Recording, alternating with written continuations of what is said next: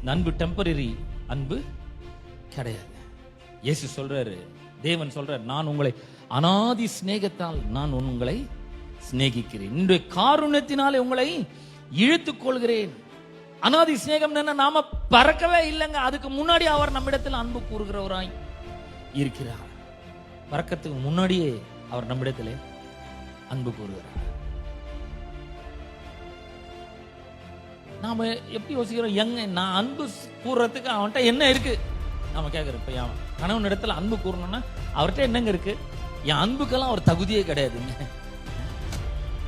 He is not qualified to receive my love. என்னோட அன்பை அவர் பெற்றுக்கொள்றதுக்கு அருகதே கிடையாது. அவர் எந்த விதத்துல தகுதியே கிடையாது அப்படின்னு நம்ம யோசிக்கிறோம். மனைவியிடத்தில் அன்பு கூறுறதுக்கு அவன் எனக்கு என்னங்க செஞ்சா, என் மனைவி எனக்கு என்ன பண்ணா, நான் எதுக்கு அன்பு கூறணும் அவள்கிட்ட? என் அன்புக்கெல்லாம் அவ தகுதியே கிடையாது. அப்ப பாருங்க, கடவுள் நம்மிடத்துல எப்படி அன்பு கூறுறாருன்னா, நாம என்ன செஞ்சோம் என்ன செய்யலன்றதனுடைய அடிப்படையில் அவர் நம்மிடத்துல அன்பு கூறவில்லை. God loves us not based on our performance. நாம என்ன செஞ்சோம் என்ன செய்யலன்றதனுடைய அடிப்படையில் அவர் நம்மிடத்தில் அன்பு கூறவில்லை.